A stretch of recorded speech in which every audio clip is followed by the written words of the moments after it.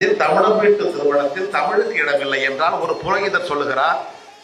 அவர் வந்தவுடனே ஜேஷ்டகுமாரன் கனிஷ்டகுமாரத்தி என்கிறார். ஜேஷ்டகுமாரன் மூத்த மகள், கனிஷ்டகுமாரத்தி இளைய மகள். இதை சொல்வதற்கு ஒருவரா? கிருஷ்ணபட்சத்தில் சுக்கிலபட்சத்தில் சாமி நல்லாவே சொல்றோம்.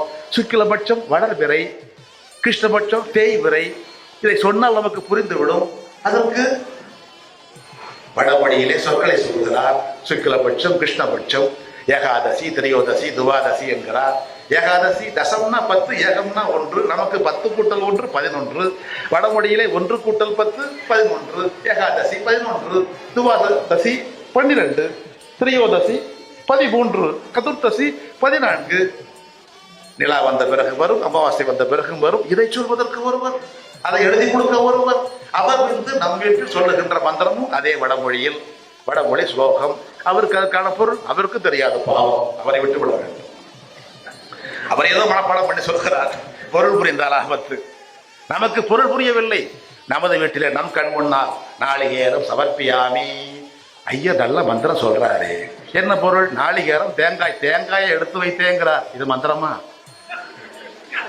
சீதபத்திரம் சமர்ப்பியாமி. ரொம்ப பெரிய ஆளதான் பிடிச்சுக்கிட்டு வந்திருக்கிறீங்க. இவர் சொன்னது என்ன? சீதபத்திரம், வெத்தலையை எடுத்து வைத்தே. இதையே தமிழ்ல சொன்னா ஏத்துக்கோமா நாம? அதற்கு மேல சொல்லுகிற மந்திரம் தான் சோம பிரதமோ விவிதே. நான் இந்த மணப்பெண்ணை சோமனுக்கு மனைவியாக்கினேன், கந்தர்வனுக்கு மனைவியாக்கினேன், அக்னிக்கு மனைவியாக்கினேன், எனக்கும் மனைவியாக்கினேன். பிறகு இந்த மணமகனுக்கு மனைவியாக்குகிறேன். 4 பேருக்கு மனைவியான ஒருத்திக்கு பேர் நடத்தை உள்ளவளா? நம்முடைய கண்ணுக்கு முன்னால் சொல்லப்படுகிற மந்திரத்தின் பொருள் தெரியாதனால் பொறுத்து கொண்டிருக்கிறோம். பொருள் புரிந்தால் முழு உடம்போடு அவர் திரும்பி போயிட முடியுமா? என்னிடத்திலே காசு வாங்கி கொண்டு எங்கள் வீட்டு பெண்ணை எத்தனை பேருக்கு மனைவியாக்குவது? கேட்போமா மாட்டோமா? அதனாலே தானே நமக்கு பெயர்